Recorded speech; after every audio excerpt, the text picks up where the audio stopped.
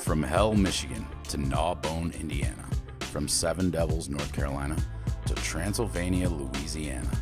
Let's ride. We want to ride shotgun with you for the next hour, talking trucking with Deaton and Doty. What's going on, everybody? Hello. What's up, Russ? Hell, Michigan. Gnawbone. Does it freeze over there? Gnawbone. I know that was some pretty cool ones I found today. We're getting down to, this is our last week of the Halloween themed cities in our intro. Joining us this week on the show, as always, Ray, Jim Mackey, Kevin Lewis, Nate Garner, possibly Sammy when he gets in his hotel room. He's going to try and get on. And Selby decided not to. He's going to watch Gunsmoke in his truck. He's a little We'll just roll the credits at the end of the show. Solid. In black and white. That's Bonanza. Wide World of Sports with Joel Howle, Florida man with the one and only Mike Doty, coming from Florida. Drivers Battle Kumar with Trucking Questions with Kumar. Also, I forgot to mention Jesse James Jones from Mississippi is on the show with us.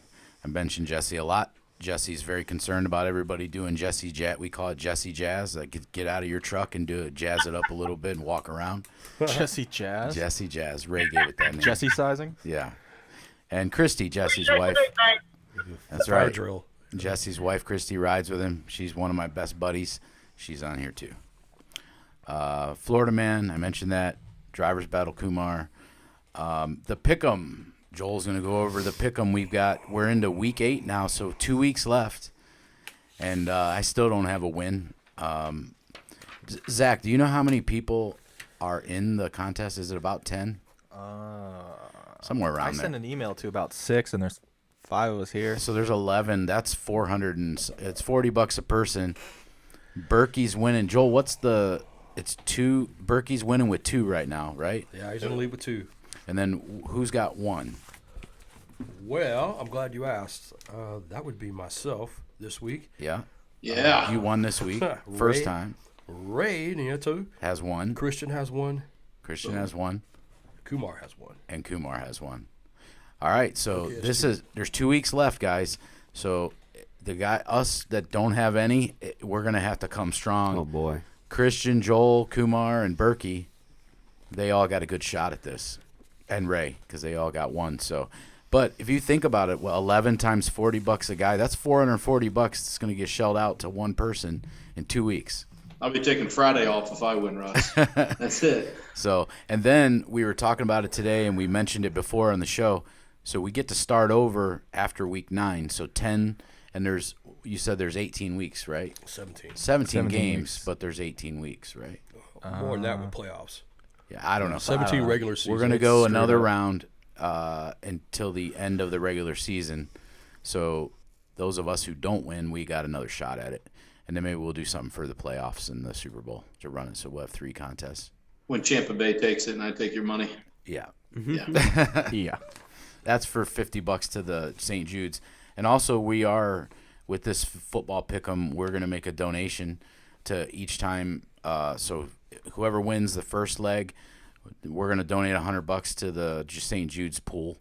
And then my offices, and then same with the second leg of it, the last half of the season, we'll do something there too. Trying to build it up, so if you want to donate to the St. Jude's Christmas fund that we're building up here, it's getting pretty substantial. We've got some people around town, like I mentioned before, that are donating. Just contact the show. We're not collecting it until December, and when we send it. So it's a really great cause, and I'm enjoying collecting money for that. And the beard contest. I have never had a beard this long. Yeah, you have. Have I? Oh, maybe once when I was in the Yeah, I went to truck. dinner with you I and forgot. Nate when you had a beard. I forgot. That was super It was a Go long see your time. eyes. Yeah. And the reason, and Christian's looking mighty fuzzy. Yeah. I look like I just got out of prison. That's what Tina said. It smelled Joel, like it. the reason I put Wolf Blitzer in Joel's background is because we put Joel's hat on Wolf Blitzer. I was clicking through the channels the other night, and Wolf Blitzer was on. I crossed over. I'm like, that's Joel with a beard. It's like, Great. guess who? I'm like, well, Rick from Pawn Stars? I don't know. Wolf Blitzer. Nothing like Joel. I think he looks like him. Why? Because they both My have last gray name's beards. Howle. Yeah, Wolf and Howle. It makes sense. Maybe we are related. Huh? Okay. If Joel looks like that guy, then I look like the Queen of England. Thank you. Thank you. Next week we'll almost see dead? who you look like. Ian's got it. God. Ian's doing pretty good with his beard too. It's getting very, down there. very red. Yeah. Getting dark red. Almost as You red have like as 2 levels of it. almost as red as Nate Garner's. Oh no, it's not that red. Nate Garner looks like Yosemite Sam. Justin Turner. Nate, you there? Ian's Not got me. it cheering on us. Not Nate, anymore. He just disconnected. we lost you, Nate. Today's episode of Talkin Truckin. No, is I'm brought- back up here now. That's the whole okay. reason why I didn't. Nate, I Join. just said you look like Yosemite Sam with that red beard. I'll take that. Yeah. He'll take that. He's probably got a gun belt with holsters like Yosemite's, or with guns in it too. Anyway, today's Speaking of episode is brought to you by Truckworx Kenworth of Dothan, Alabama. Over the road apparel, work clothes for the modern day trucker. We ordered a bunch of shirts coming soon. Prime Wellness and Performance in San Antonio, Texas. Al's Quality Market in Barberton. By far the best food in B-Town. The Gator drive-thru in Portage Lakes. Thanks, Mike, for donating to our St. Jude's a couple weeks ago. We appreciate that. I went through the drive-thru last week, and Mike gave Tina and I a couple T-shirts that say the Gator on. It's pretty cool. And be sure to like, comment, and subscribe. How about some of those shirts we saw at the Browns game? Which ones? That one that said "Shut the f up, Oh. B. I'm a dog." Mark it. Really? Mark the horn, Zach. Yeah, we went to the football game last week. It was pretty cool. We had nice seats. It was a great game. Browns won. Denver. Nikki Bissett was with us, and she cried the whole game. Didn't I guess smile. I can change my name from Browns to be Broncos. So Here anyway, we go. What's he? How was it? Notice that, huh? yeah, that was a fun game. Joel, why don't you go over the pick'em? Who lost? Who won? I know you said you won. All right. Well, if you insist. The pick'em. So, Week 7. hold on. I've got week 8. Not bad. That one hasn't happened yet. Yeah. All right. So, I'm glad I picked the Saints. That saved me. So I got 9 wins. Russ, he picked the Saints too. He's got 7. I keep coming in second. I was, and I can't. no, I was 8-5. Oh, were you? Christian, what I 7 wins. Picked the Seahawks Monday night. Ray picked New Orleans. He lost Mike. 7 wins. Berkey, thanks for picking Seattle. He saved me there. He even had 3 wins. Oh, that 8 would have done wins. it. Zach, 7 wins. And Ian is our, drum roll please, Loser. 6. 6 this Ian's week, Ian. donating. You gotta to work late Questions tonight. of Kumar. Oh no. He has to work till 10 p.m. What did Johnny 5 get? I thought He lost. Johnny, I know he lost, but I thought he was last place. Johnny got 7. Oh, okay. So he lucky Johnny.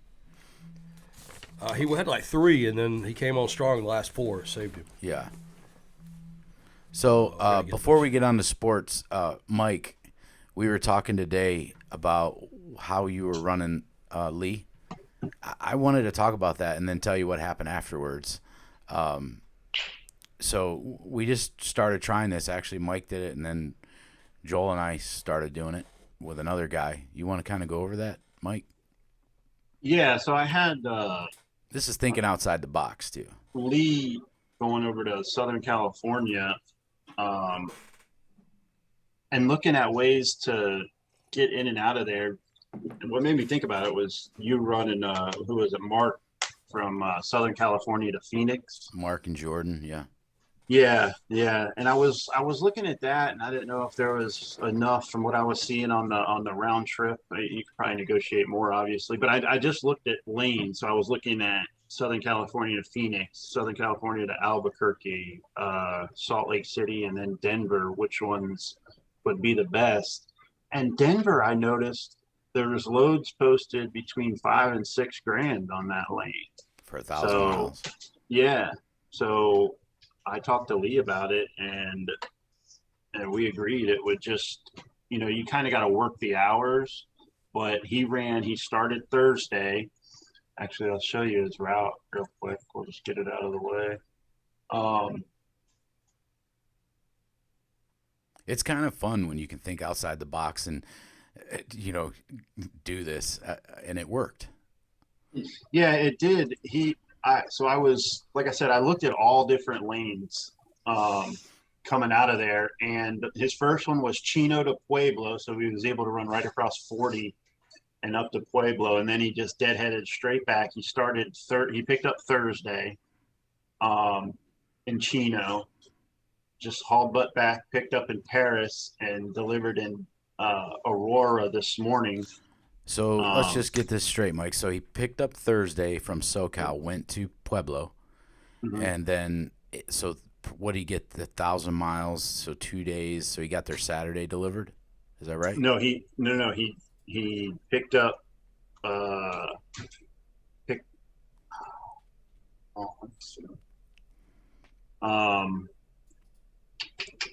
and he threw me off because I think he delivered. No, he delivered. Or Friday. He would have had to deliver and then Friday. I think he picked up Thursday morning. I'll have to go back and look at the date. But anyway, I think he picked up Thursday morning. He delivered. Because he was back in SoCal on Monday. Yeah, he was back in SoCal Monday, and then he was delivered this morning. So he may have picked up first thing Thursday morning, or he may have even got loaded Wednesday afternoon. But I don't think he did because I think he delivered Wednesday afternoon. But anyway, it was Wednesday to Wednesday, and Chino to Pueblo. He picked up on. Let me just stop sharing. So you see that he did 11.5, 358 a mile. But the thing that stuck out to me, Mike, is that so if you would have had to reload, and we know what the rates are typically coming out of Denver, especially going back to SoCal, it's going to be bad. But if he would have had to reload after delivering, you're bumping up into a weekend, so it's going to be even worse, and B, you're going to lose a day loading and a day unloading, so or a day and a half or so total. It'd just be difficult. So that's why I think you decided to just have him deadhead back and do it again. And on that week, because he did. I just looked. He did pick up Thursday and delivered Friday. So it was no. You know what? It was a Saturday delivery. It was. Okay. It was a Saturday delivery into Sam's Club, I think. That's what makes it nice. You're delivering in on a Saturday into Denver. You don't have to try and reload out on a Saturday and a cheap load to a good area like SoCal. So you can just turn and burn and go back, and you're ready for another one Monday. He was back Saturday morning. So from SoCal, Denver, back to SoCal, that's about 3,200 miles, I think it was up there. But now, because he's low on hours and running recaps, and I think tonight he might only get back like 4 hours, and he really wouldn't make it back to pick up a load on Friday. So now what I did is I got him a short load out of the Pueblo to Albuquerque, I think it is, or just south side of Albuquerque. It was like 400 miles. I got him $1,100 just to put something on the truck because he's not in a rush now, right? So I just got him some money to put on the truck. He'll be back in Southern California Friday afternoon, Saturday morning, and then I'll see what's for the weekend. If not, he'll do a 34 and be ready to roll Monday. Yeah. But I've already been looking at loads out of I can get them loaded on the weekend and maybe just do the Albuquerque run, that way. Actually, I was looking, I saw a 350-mile run going from Southern California to Utah, and it delivered Sunday. They didn't have quite enough money on it, so I didn't grab it, but that would be great. Where was it going? Hurricane Utah. Yeah. Yep. Yeah. Hurricane Utah delivers that Sunday. Should pay. And could be back. That should pay better than the Phoenix or Vegas ones. It's a little bit further. They only would come up to 2,000 on it, which isn't bad. It's not bad. You can get that going to Phoenix. But I wanted I'd hit them at 25 and they wouldn't come up any. It's still, it's only Wednesday. So check this out, Christian, and then I want to know your thoughts on this. So, when something goes good, I mean, Lee's fuel's way down. So on that $11,800 week or whatever it was, he, half of it was deadhead. Yep. And I think Lee said, and he's in a full service brand new truck, one of the Mac Anthems that we got. So I think Gary Wilson told me, who was friends with Lee, that Lee was telling him he got like 9.9 miles per gallon on the way back. That's awesome. That is awesome. And that's really going to help when half of your miles for the week are deadhead, are getting that kind of fuel. So I like that. So not only that, both. Go ahead. Both of the loads I got him to Colorado were light. I saw that. One was 11,000 pounds, and one might even been like 4,000. So we copied you, Mike. Joel and I booked Telvin. We actually got a little more money than you got, though, and it's a light load, 16,000 pounds. It sounds like a jab.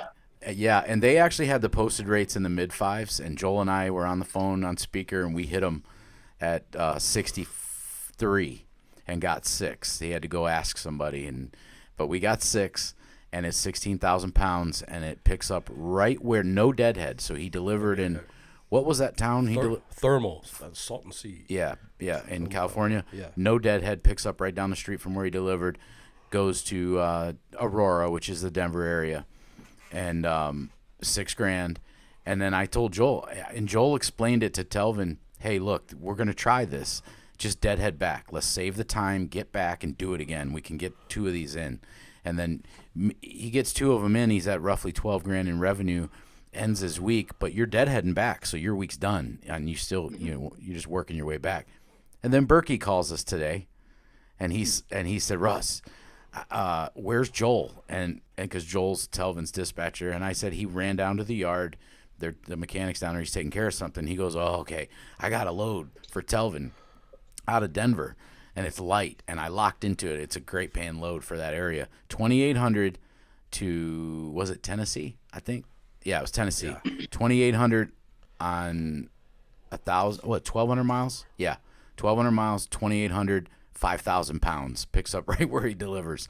And so we took it instead of sending him back. So he's going to end up on Monday at 8,800, about $9,000 week.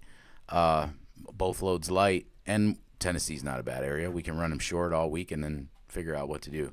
Yeah. So we didn't go back, Mike. We tried it, but Berkey threw one at us we couldn't turn down. Yeah, you kind of got to commit. And I was really looking at it because I didn't want him. I'm trying to keep him away from going across 70 there.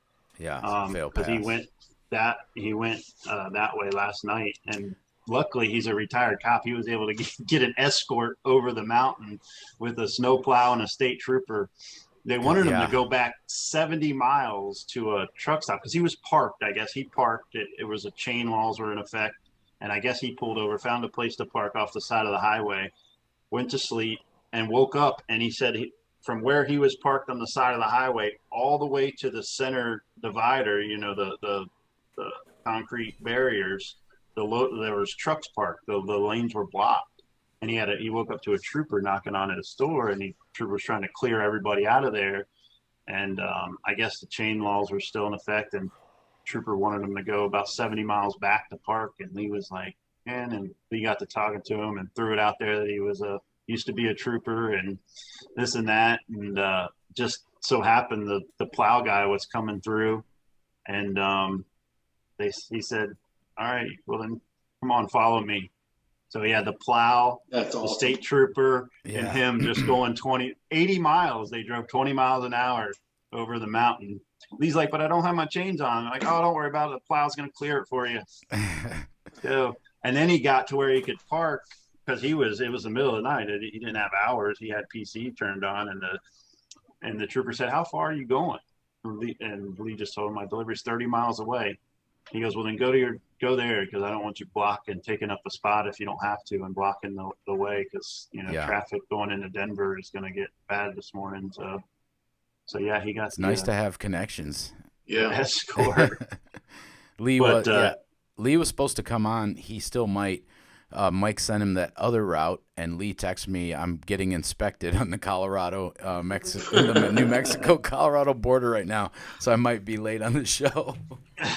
So, yeah. But Mike, honestly, the southern route and drivers, Jim, Ray, I know you guys been out there, Nate, Kevin, so you can go the southern route, But you still got to go over Raton Pass, which is right there before you come into Colorado, right, Jim?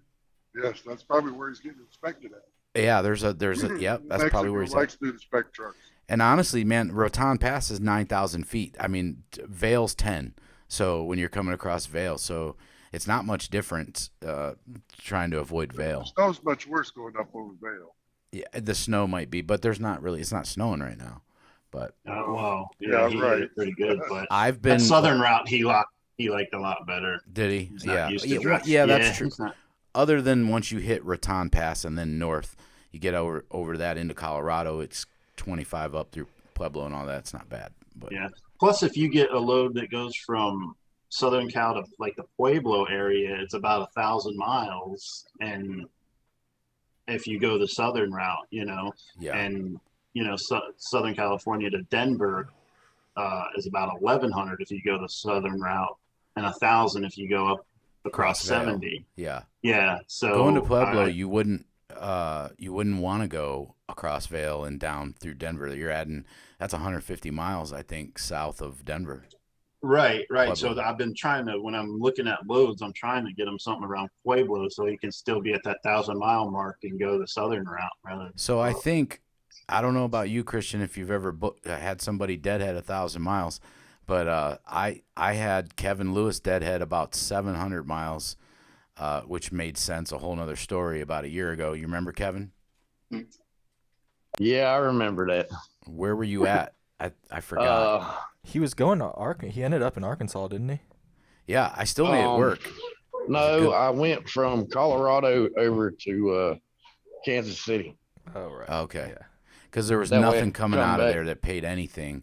And I told him, let's make a deadhead out of it, and I'll try and cover those miles to a better area. I'll try and cover those miles with a better load because he had to get home too. And we did. I don't remember what the numbers were, but you were fine. You did fine that week, didn't you? I think I did okay that week. I think you got me like 35 or 3,800 on that load coming back. On like what, 700, 800, 900 miles? Yeah, it was like 700 something miles, I believe it was. Yeah. I mean, all you got to do is you do the math and you figure in the time that like a load going back from Colorado to, because we figured he can get back to Southern California in a day and a half, 2 days. Well, Christian, you pretty good time. You remember when Esco was on, Christian? Oh yeah. He said one of the things. Yep. Yeah, he said one of the things that drivers need to remember is you got to remember your deadhead. Don't be afraid of it, and sometimes you got to think like that. Yeah, he just said just account for it. He said just account for the deadhead. Yep.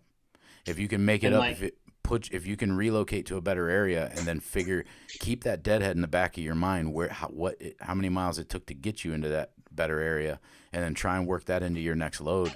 It doesn't bother. And like Esco said, I think of it like I'm getting paid for this deadhead because I think about the difference I'm making by going to that area. Mm-hmm.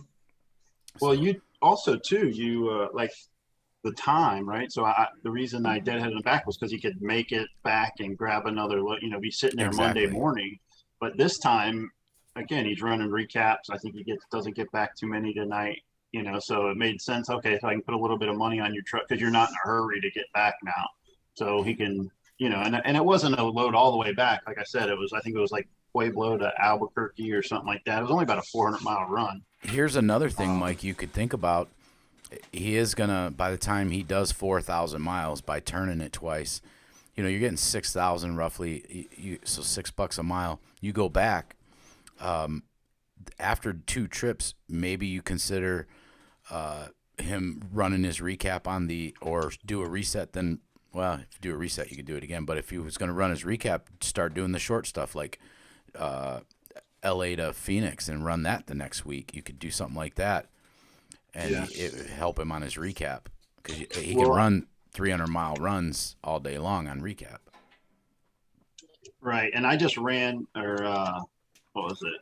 I just ran his, because it's about 4,000 miles, 4,200, something like that, to make 2 runs and go back twice, deadhead back twice, right? Yeah. You're at about the 4,000-mile mark. And this time, again, I got him a load because time wasn't pressed. It just made sense to get him a little short load. So with that load, I mean, he's at 12.65, and if you divide that by the 4,000 mile, 316, so right at a little over $3 a mile. Yeah. You know, and on all miles, all light or empty. Great fuel. Yeah. Yeah. That's cool. I like it. I love when you twist something up and think totally outside the box and do something that everybody's scratching their head. I can't imagine. It's a good challenge for the driver too on utilization of hours, Yeah. and that's a little bonding there. Yeah, and Lee's great at that. He does a fantastic job with his hours and being efficient. So it was kind of cool. I will say, so we got real lucky on this one where he got the escort because he would have made it to his delivery last night as his appointment was at 5:00 this morning. And we weren't sure at first. And they said he'd have like an hour leeway. But he got to across 70 there and the chain walls were in effect. So he pulled over and then, was going to be late today and hopefully we'd get worked in or something, but, he ended up getting that escort and making it on time or in the middle of the night. So kind of lucked out there too. So you get lucky every once in a while, I guess. I'm going to text him and ask him if he passed.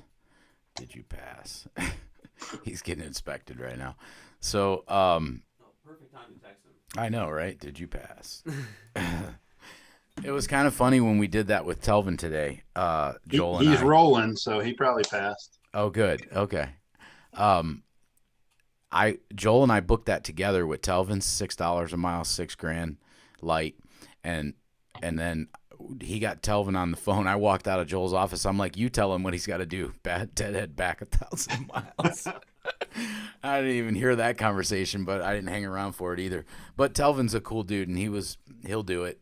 And then, like I said, then Berkey called, and 28 on 12 light, 5,000 pounds going to Tennessee all day long. So we just decided to scrap the deadhead back and keep going. So, but anyway, I wanted to go over that. I thought it was pretty cool. So Christian, what's up, man? What's up in Roanoke? Not a whole lot in Roanoke, in particular, but I do have a couple of things to share from the road and experiences this week, if you want. I do. Speaking of Roanoke, yeah, the DAT guys, when I watch their stuff on every week, they mentioned the lane Cleveland to Roanoke went up, and I wrote that down because that's my neck of the woods and your neck of the woods.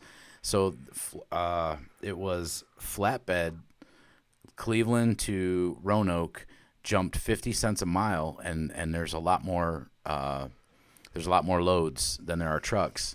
So it's just cracked over $4 a mile plus fuel, which is just about $4.50 a mile for that 430 mile run.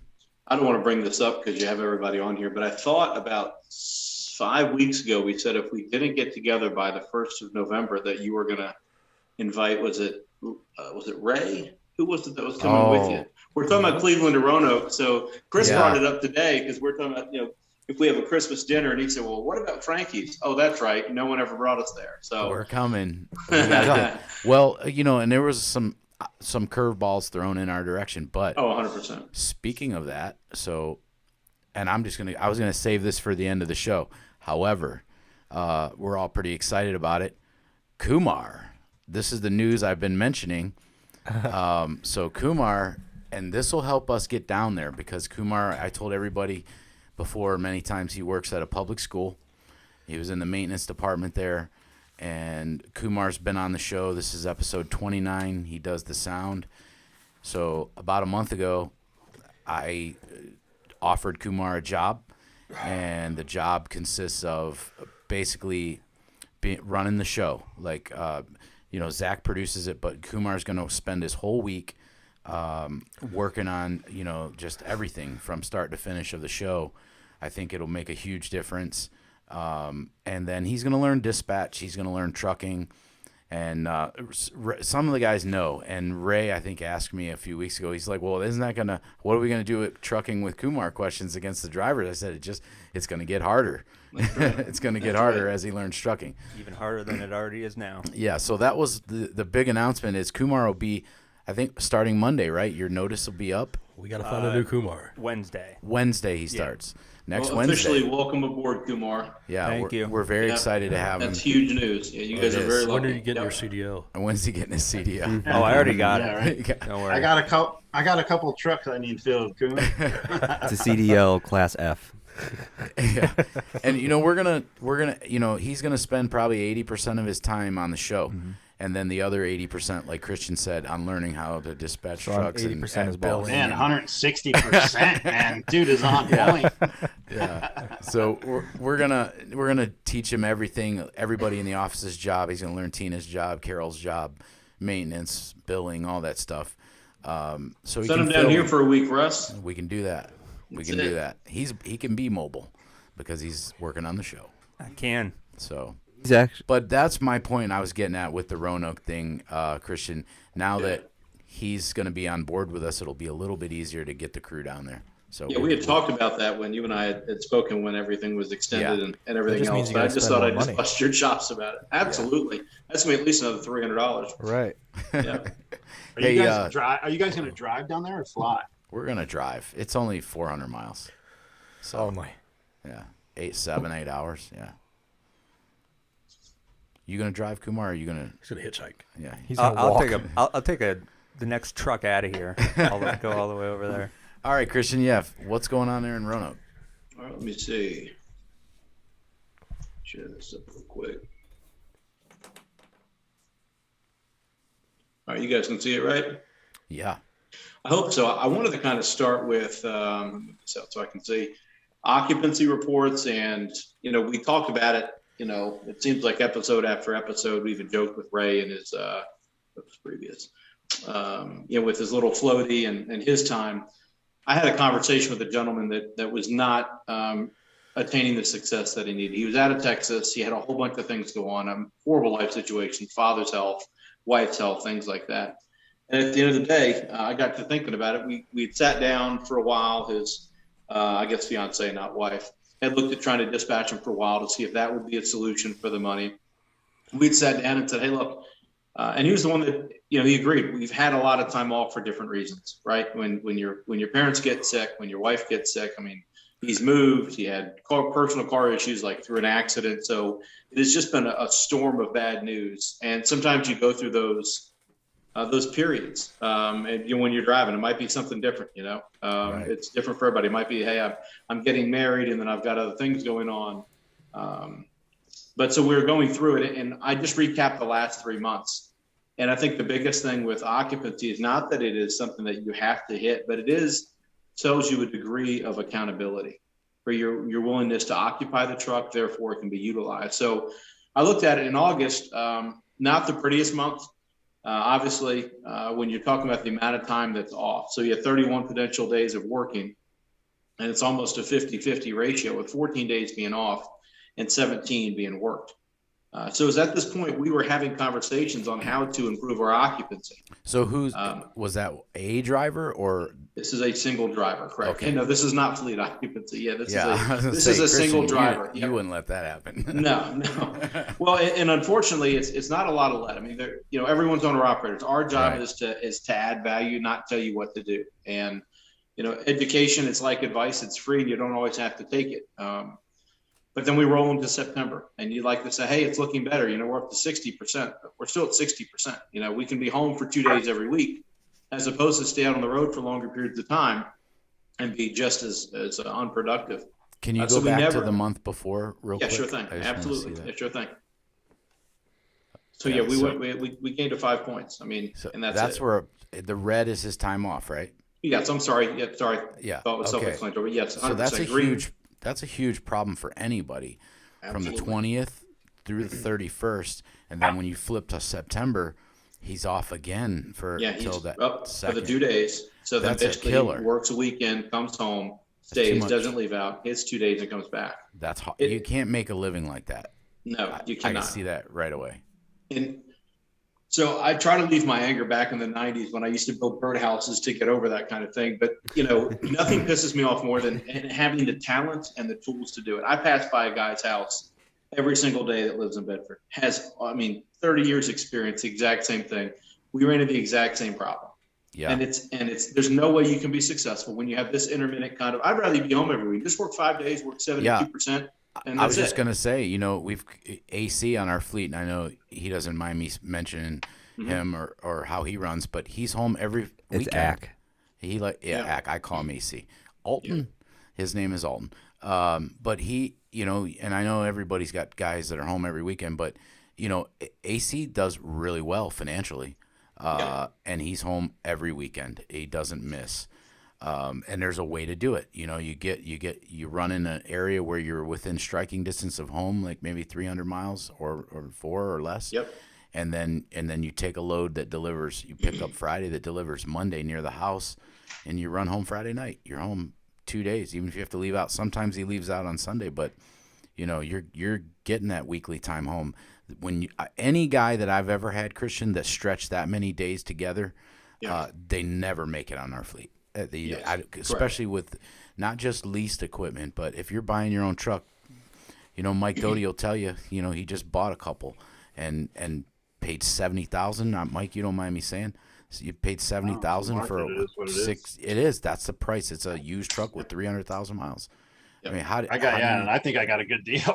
How do you take that many days off when you got? I think you got a good deal too, but you know, even if you're buying your own equipment, if it's roadworthy, you can't sit like that. Sorry. And you invest a lot the same way that we do, Russ. Where if a guy's going through a rough time with his dad, I'll help make that payment. Hell, I'll help warn it if you need to. Pay the bills at the house, the rent, whatever it is need to make sure he knows that we're on the same team in the same corner. However, when it stretches on like this, as you know, it gets beyond the point of return. And then you look at October, and this is 20 seconds of notification. It's frustrating because you can lead a horse to water, you can't make him drink it. But you know, I swear I tried to drown him in it. You know, the message was over and over and over, and I hate to say it because the message was repetitive. And the whiteboard right there, we had the discussion, and he's like, "Yeah, but you know, you're forcing me to take 85%." No, I'm telling you that there's a guaranteed success at 85. You will not fail, no matter what blows up in your truck. You'll come through the other side of it. It doesn't mean it's going to be easy, but it doesn't mean you have to do over 70% either. And his expenses were not extreme. He starts telling me these, you know, well, I really got 2,500 in expenses at my house every month. And I said, well, 4.3 weeks in a month, you know, you've got quite some bills at the house. So, you know, by the way, it doesn't mean it's not attainable, but we can't attain it when it's out here in red. And so I wanted to bring it up because it's not a bullying mentality that we have to hit it, but when you're running 39%, 50%, 55%, your expenses are killing you. I don't care if your truck's paid for or not. It just doesn't, the math doesn't work, let alone, you know, Metal Arc or anyone else that ends up having to pay insurance on your truck while you're not occupying. Those fixed costs don't stop. Correct. When you're on those red days, when you're correct. Red. So speaking of 72/86, then this is basically 72%, which is Mr. Phelan. He's a company driver. And this is the route that he ran. And you figure he did $8,325 through the week. Obviously, he hit 28% above the objective. He did 360 a week, whatever it is. I can't see it there. Yeah, 368. You know, had a fantastic week. Indiana, West Virginia back. We have a gentleman on our fleet, Charles Enterman, Roanoke to North Carolina to PA back, and then he does our customer freight, generally out of Ohio, and that's where he ended up getting pushed up to Massachusetts and then right back to Ohio. Again, 8250. Not like we can take a 34. We can still do $8,000 a week. We don't have to hit the 85%. Now he did hit that 86%, but he's 42% above his goal as well. So $2 a mile out of New England. Mm-hmm. Well, yeah, I know you got the phone call. You just didn't have the truck up there for me to help you get you out of there too. Right. You know, and then we have another Ohio driver. Used to be home every weekend. We had a conversation, and they said, well, I listen to the podcast. What's the cost of me going home every weekend? I said, I can't give you a number, but if you want to be home in a specific area every weekend, you know, it's going to cost you a little bit. I said, you're making great money. You know, you're making over $665 a week, every week, home every weekend, and has always been that way. Done fantastic driving. Now fast forward, did $9,345 this past week. And that's because they changed that. They said, hey, I don't have the requirements to be home every weekend if I can make money. No, we just keep making money and they just never go home, you know? And so we said, hey, we have to get some balance in here. So, you know, set your home time so you're home. because you don't want to live out on the road and regret what you do. At the same time, when they're taking home a $4,000 paycheck, they understand the occupancy rule. They follow the instructions or the recommendation anyways. You got to like a guy that you have to make him go home every now and then. Yeah. They are the good ones, but long as Mike Doty will tell you Lee's one of those guys. You got to tell Lee to go home for a few days, see your family. I think he's only been home for a couple of days since he started this year. Yeah. And it's because, well, in Lee's defense, he wants to be home. He's very close with his kids and his wife, but he said this year he's going to spend as much time on the road to pay down their debt, and they have the farm there. They're trying to pay everything off, so that he's got a purpose. Yeah. Make hay when the sun shines. If it's not here next year, he's made all he can. So that's great. Right. Good work ethic. So then we have. Go ahead. Go ahead. No, you're good. No, I was just going to say he also bought a. They also have a business. He bought a whole shopping center. Well, they have Gardens on Air where they grow. Gardens on Air. They grow the lettuce, and they're turning the shopping center is going to have a restaurant that uses their lettuce, and I don't know. There's something else being franchised out. Yeah, there's a bunch. He has his hand in a bunch of different things. Yeah, I've seen the articles. He was in the newspaper with the Gardens on Air, and it's kind of cool. It's like a hydroponic garden system that they have, and they're growing. The Gardens on Air, and Lee would be better at explaining it than me, but I think it has something to do with the plants are all hanging. Mike, is that right? Mm-hmm. They're all suspended. Something they can yield quite a bit more. They're not growing in the ground. Right. Yeah. They're on racks and hydroponics where they're running through PVC. Yeah. I'd love to have him on. That'd be interesting to hear about that. Yeah. Well, he's actually the one that Lee sat in. That was when Ray sat in. Sat in for Dawson, and Lee was at Mike's desk. Yeah, that's Lee. Yep. And if he wasn't being inspected or in an area, he was going to be on tonight. But we'll have him again next week if he doesn't make it. But go ahead, Christian. Get back. Obviously, the occupancy's wrong on this, but this driver in the Northeast is home every weekend. The conversation I had with the gentleman from Texas would say, well, I don't know why I'm not making any money. And I told him, I said, it's just because you're not working enough. And I hate when it sounds that way, and it does sound sharp, but I was honest with him, and I shot him the exact calendar I just sent you. And I said, the red's the problem. Too much red, you're dead. And you have way too much of it, and you got to cut it out. And he said, well, no, nobody makes money in the yes. Everyone's making money in this industry. It's an anomaly not to right now. So I said, something is broken. And it wasn't to be curt or to be short with him, but I told him, I said, we've got gentlemen like this one that's home every weekend, and he's putting $3,000-$4,000 in his pocket week in, week out. And he's got 1,700 miles, and he's in the Northeast. Never has a toll. Well, I don't know how he's doing it. He's avoiding tolls. Absolutely. Smart. Yeah. Yep, smart guy. But he's from up that direction, and we'll see this every week. I put him up here. He's consistently at his target or above. It's $7,000 to $9,000 in a dry van in the Northeast. 1,700 miles, low on fuel, $4.51 a mile. So there you go. There's our guy. There he is. I love it.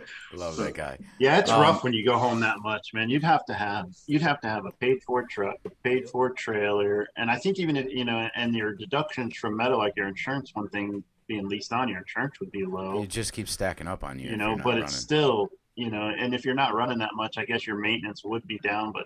Yeah, you could get by if your house bills were super low, but eventually someone's going to come to call. Someone's going to knock on your door eventually. And I will say, as a $50,000 motor, Mike, you don't get from being home 4 days a week, 4.5 days a week.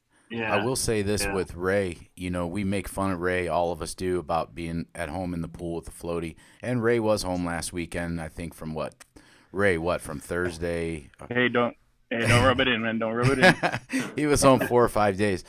But, Ray's smart, and he knows how to go home with some revenue on his truck so that, that first day or so sitting at home, he feels like he's getting paid and he's covered his costs. Yep. And then he can stretch it out a little bit, but he'll come back out and run 2-3 weeks. And then sometimes not, sometimes it's out 7-8 days and then go right back for a shorter visit. It's when you string along those a bunch of days in a row is a killer, and Ray never does that. He's except once a year for the family reunion, but he sets himself up there again. Take something home with you, put some money on the truck. Or like you go home for the weekend and you say, well, on Wednesday I don't need to go home, but I need to be here. It's like, well, we're re-altering the entire universe, so this way you can get to one specific location at a time. with Right. 80,000 pounds, Right. essentially 45 strapped to your back. And, and Ray's an analytical guy. Anytime you talk to him, it's about fuel mileage. Everything. It's about routing. I mean, it's when you know the math and you've done it long enough, Ask him about you know what you need to do to be successful. Oh yeah, he's got it down. Ray knows how to keep himself out of debt. Yep. He's never, ever asked anyone Taking a bad look. ask Meadowlark or us to, front him some money for a repair or this or that. I mean, we've probably paid for something, Ray, only because it was it was on Shop Connect or something, and he paid it right back. He always keeps money in his reserve. He always pays his own repairs. Doesn't need a handout. So I mean, that's respectable. That's why he's on the show all the time, because he's an example. Another thing we have good reserves too for the other truck. That way, it's easier for Michael to just get his truck fixed through that maintenance account as well. Yeah. And I don't. You put $250 a week on your second truck, Ray. You've been putting in the reserve, right? Michael? Yeah, absolutely. Yeah. So, and that builds up fast. I mean, that's what I do with Jesse's truck. Matter of fact, Jesse, you still with me? Yes, sir. So Jesse called me, and guys, let me just tell you, wake up. It's important to put money in your reserve because things are going to break. We've been socking away money in the reserve. I've made good money on the truck. Jesse makes good wages and benefits. And so we did a bunch of front end work. I mentioned on the show probably 8 or 9 weeks ago, maybe longer, right, Jess? And I think, and I will tell you, I had the money in the reserve. And we probably, I'm going to say, I keep wanting to say it was like 8 or 9 grand, but I think it was more like 75 to 8 that we put into the front end, and we just rebuilt everything. And we had it in the reserve, and then we did drain the reserve down pretty good. And then ever since then, we've been adding. I throw a little extra. If we have a really good week, I'll throw extra in there. And Jesse's seat broke a few weeks back in the ProStar. And Christy, they've taken a few years where Christy's on the road with him. She's in the nursing field, and she's taken some time off. Their kids are grown, so she's been riding with him. And Jesse told me my seat's broke, and I do have a parts truck that I could have got the seat out of, and I think, or maybe, I don't know if I already used it, but anyway, I didn't do that. We had built up a pretty good surplus in the reserve. Jesse's an awesome driver on our fleet. And I said, well, can you get some prices on some seats? Go online. And we got them for about, what, $700 a piece, Jess? Yeah, something like that. And we got nice leather seats with lumbar, tricked out seats, right? And had them sent to Jesse's house. But the funny thing was there was only one seat he needed. And I said, well, Jesse, it isn't fair if I don't get 2 seats because Christy's in there with you. You get a new leather seat with lumbar, but I'm not going to get one for your wife? Come on, man. And so we got both of them. And I told you I wasn't a brat. You are a brat. We all know that. I didn't even want to go down that road with you. That's why I got you a seat too, Christy. But the thing is, and my whole point is, had we not, and I still make money on that truck, Jesse and Christy do well, had we not been responsible when we have those big weeks, I'd put $250 a week in the reserve, but we have bigger weeks, I throw more. And, when the seat broke, I had the luxury. We still got money in our reserve, pretty good chunk now. But I had the money in there. It didn't cost me out of my pocket. And Jesse does a lot of work. He did some work on the truck recently that would have cost me probably as much as the seats had I put it in a shop. Jesse does it all the time. Saves us money. So when I had the opportunity to do something nice for the truck, comfort-wise for them, it was in there. I'm big on putting money in your reserve. Big on it. You should definitely bring them down to have steak and Roanoke when we do it. We can do that. Let's go, Jesse. Let's go. Speaking of seats, I got my office chair being built. Oh, because you're sideways chair. You're still tilted. Yeah, I had a driver's seat that I took out when I was driving. I took it out, bought one of a legacy seat for me. But so I had that Kenworth seat sitting here. So you got somebody that make it into an office chair. Yeah, they're nice. Redoing it, making it into an office chair. Is it still going to have air power? Oh yeah. I don't know. No, I don't think so. No, that was you say Kenworth? Yeah. Yeah, because you had you had cloth and you had like the vinyl on the top. Are you he's redoing it all. Like, okay. I think there's like an alligator print. Like, No way. yeah. Florida, right? Yeah. Florida. That. So, You know, Jesse, going back real quick. Oh, go ahead. Real quick, Russ, just going back to what Christian was talking about guys going home. You know, one thing I look for when guys are going to go home for a couple days, you know, if I can find it and if it makes sense, is finding a drop trailer load near their house where it's got to be drop trailer for, 48 hours or whatever, because usually you can get quite a bit more money to drop your trailer in places like that. Well, now, speaking of that, Ray just did that. So they don't keep it for longer. Yeah. Ray, do you remember where I forgot where that? Oh, it was from Southern California, Ray, right? And you dropped in Fort Worth. Are you talking about this last load, right, where I got the trailer at Dillard's? Yeah. Yeah. So we got $6,000 over. I think it was $6,000, wasn't it, Ray? Something like that. 60. I think it was 6,300. 6,300 from SoCal to Fort Worth, 1,300 miles. That was a week or so ago, and then we got that, and then it was a 2-day drop. So what we did was Kim had a trailer that needed to get picked up in Oklahoma and brought back to Texas, and equipment. So that was a favor, and Ray went up and deadheaded and got it and used it for the week while his was getting unloaded. So it didn't slow him down a bit, and we got a little bit more for that load because it was a drop trailer and it was light too. So it does work. When you can do that. Guys, especially if guys are going home for 3-4 days or a week or something, going on vacation. If you can find a drop trailer load, you can get, more money. I've been home for 5 days. Yeah, well, and especially if it's like a 2-day drop and they don't get it empty and they start paying you $100 a day or whatever. Right. You're at home. Yeah. You were going to be home anyway. So, a couple things I want to get onto, questions with Kumar, the news, but I looked around today. The whole West Coast is experiencing freight congestion up and down the coast. Average spot rates, $3.32 plus fuel, so just about $4 a mile coming out of there is average, and that's accounting for big, longer miles and short miles. So, Joel and I looked at that one load that we got for Telvin for $6,000. The market averages, if you looked on there on DAT, was like $4 a mile. And I immediately, when we were on the phone, I was waving to Joel, like, don't look at that. That's not the right rate. And at that, we hit him at 63 at $6.30 a mile. So, I was waiting on him to say 45. Yeah, I wasn't even gonna. I would have hit him at 7 then. You're gonna embarrass yourself. I'm gonna embarrass you too, or embarrass myself. Last week. Yeah, but Seattle to Stockton. So this is coming back down. If you're going to go up to Seattle, you can get great money. Coming back down, $1.50 plus fuel average in that lane. So fuel's 47 cents. So just about almost $2 a mile coming back to California from Seattle. And this is van. Seattle to Chicago, $2.32 plus fuel. And then let's see. Oh, I mentioned the Cleveland to Roanoke. And Ian's going to go over the port congestion here in a second, but I popped on and looked at Savannah because Ian was showing me there's more boats sitting out there at anchor. Savannah to the northwest in a van. In a flatbed, $6,000 to $6,500 going up into Oregon or Washington in a flatbed.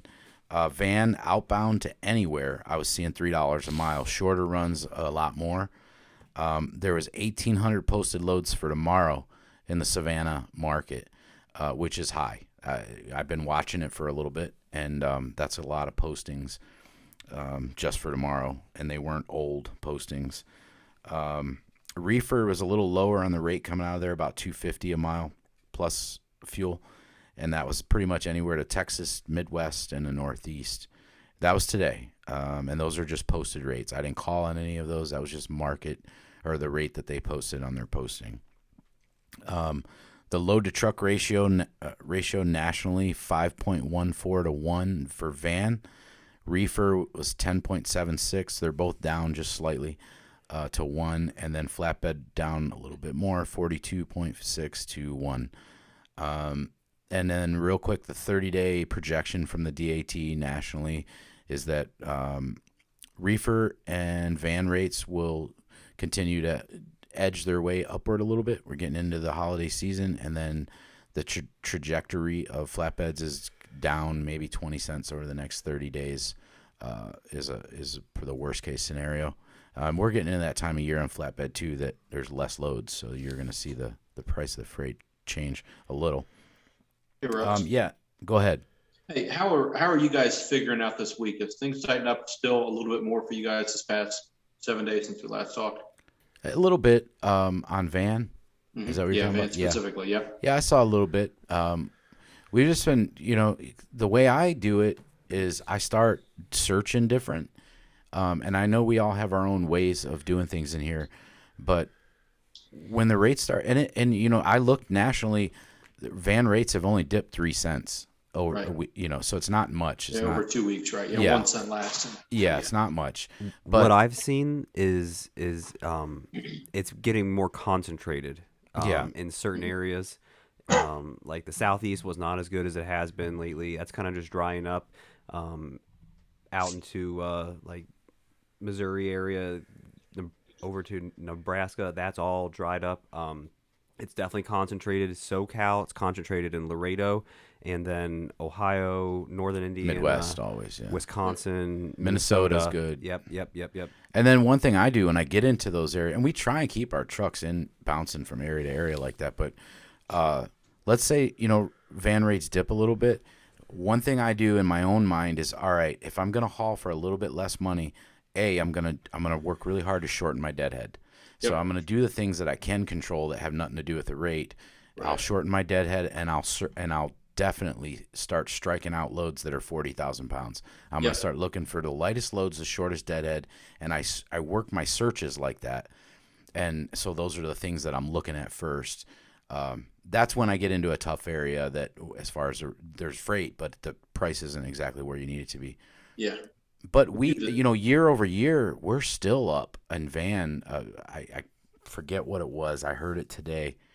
From just this time over the last 5 years, it's an astronomical amount of money that we're up in van rates.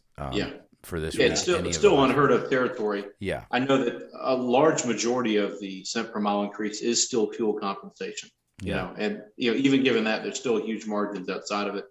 And we do the exact similar to the same way you do. We also will look for specific states we want to run to and just sort by state and say, okay, we know where we can get out of here and get in it good and get back in a cycle. So wherever we find ourselves on the fringe, that's what we do. Right. Same thing. So yeah, that's smart. All right, Joel, you want to get into some sports and let us know what's going on, and then no commercial break? Yeah, commercial break. Well, all right, we'll dive right into it. Can you hear me all right? Yeah. What's up, guys? We'll cough once. We'll let you know. And that was coming anyway. And ladies, well, here we are in October. It is an NFL, Major League Baseball, NHL, NBA type of month. Did anyone catch the game last night? Leading off, Major League Baseball, Braves, Astros. Exciting game last night. Lasted over 4 hours. I didn't catch it, but Tom called me about it today. Being born in Atlanta, I'm excited. I'm a Braves fan. Go Braves. They are the dogs. Astros are the favorites, but Astros have lost 5 straight home World Series now. Braves can make it 2-0 tonight. They will go to Atlanta. They've already taken the home field advantage. They will play this weekend, Friday, Saturday, Sunday, if they don't sweep. I don't think that'll happen. Astros, a good team, potent offense. I'm looking for them to tie tonight. Hope not, but good luck. Braves, Max Fried on the mound against, well, I'll get back to you on that. I don't have the Astros pitcher tonight, but the Braves ace, Charlie Morton, injured himself last night, was hit by a line drive. He broke his fibula in about the 4th inning. He's done for the year. He might be back in time for spring training. We'll see. That game is on Fox tonight at 8 o'clock Eastern Time if you are interested. Moving over to the NFL.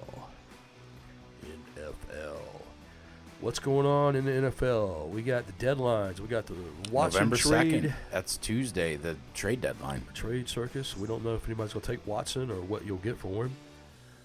He's still... The Jets need a quarterback now. He's out. Wilson's out. Mayfield could be back. Dak Prescott could be back. potential spam's trying to call me now. Excuse me. Commercial break. Mike Tomlin is not interested in the USC job. If you didn't hear about that, he kind of was a little bit upset. But nonetheless, I think he's more upset that he's losing to the Cleveland this weekend. I agree. Ben's on his way out. But in the NFL, over in the AFC East, in the standings, we got Buffalo leading at 4-2. Cincinnati 5-2. Beat the brakes off of Baltimore this last weekend. That was great. In the South, Tennessee at 5-2, and out west, Las Vegas stepping it up 5-2 since the departure of Coach. Over in the NFC East, Dallas 5-1. Green Bay over in the North 6-1. Big game tomorrow night against Arizona, who is the leader in the West at 7-0. Pretty much the winner of that will take the top seed in the NFC. We'll see. I think Arizona's going to win. I picked them. Over in the South, Tampa Bay still leads at 6-1, leading into Week 8. I still think I was looking at Tampa Bay's schedule, Christian, because I know we got that me betting they're not going to the Super Bowl. That's right. I can see them winning, stacking up a lot of games up into the playoffs, but that's when I think that they get knocked out. Okay. I'll remind you of this moment. We'll talk about it every week. That's right, every week. All right, moving over to college. NCAA from 10-1. The 10th rate Ole Miss Rebels at Auburn this Saturday, 10 p.m. Number 9, Iowa Hawkeyes at Wisconsin. It's a noon game Saturday. Number 8, Michigan State. Against Number Michigan. 6, Michigan. That's Saturday at gonna be noon. a good game, and I don't like either team. Both teams are undefeated. Yeah, That should be the top college 10 game teams. day. I think they're going to be in Columbus. But a good game there. Yeah. Number 7, Oregon takes on Colorado. 3:30 afternoon game Saturday. As I stated, number 6, Michigan at Lansing take on the Spartans. Number 5, Ohio State at home against Penn State. Saturday evening game, 7:30. Christian, you want some action on that? 3 weeks ago. How many points? How many Not points? lately. So what's they the had 9 overtimes and lost to what's an the unranked team? What's the line Spread on on this? Yeah, Probably do that about times 14. 3. Yeah, do that times 3. Okay. Give me 42 points. I'll take it. 42 points. How many Come on, points I you got want, Russ? Ohio How many State's got points? an 18-year-old quarterback. Yeah. Did you see what happened last? I mean, I did. Was it Indiana for like 9 I overtimes? was trying to draw you in with that. That was the, You are drawing me. Just give me a spread. Well, let me look at it, and I'll text you. That sounds good. Maybe we'll do another St. Jude's wager. There we go. Give it to the 9 kids. overtimes. That's right. He's talking about the Penn State Indiana game. 9 Yeah, overtimes. I saw That's that. horrible. That is a record. Maybe 10 next year. I don't know. I don't see No, that ever happening. no. It's like breaking DiMaggio. I don't think my wife can take it anymore. All the screaming at the TV. Number 4, Crying. Oklahoma. Just a lot of crying. At home against Texas Tech, Louis' old team. Number 3, Alabama is idle. They will take on LSU next week, the 6th. Number 2, Cincinnati at Tulane. It's a Saturday game. And the number 1 ranked Georgia Bulldogs take on the Florida Gators. That game's Saturday in Jacksonville, world's largest cocktail party. That's a 3:30 start. That's what they call it, Russ. I know. It just cracks me Wait up. till you see pictures. It's just insane. Over in the NBA, we're about a week underway. So far, the Bulls, Warriors, and Jazz all undefeated at 4-0. More on that next week. And it's same in the NHL. 2 weeks underway in the Eastern Atlantic. Florida Panthers in the Metropolitan. Carolina Hurricanes out west. In the Central, St. Louis Blues and the Pacific Edmonton Oilers lead the NHL. And that's what we got in sports Thanks, for Joel. the 3rd week of October. If you're on the road 2021. and this is the only sports update you can get, Joel works hard at it. If you can understand me. Yeah. So, Ian, let's talk about some trucking news. Hello. I see some flames over there on a trailer in your screen. What's going on? I mean, that's just daily stuff What's working going on in here. the world of trucking? Oh man, how do I screen share? What do you? Is that Joel's trailer coming out of Vale Pass? Sure is. Where? Oh, Zach, can you throw up that picture I sent you real quick before he does that? He's already on. I wanted to. It's Okay.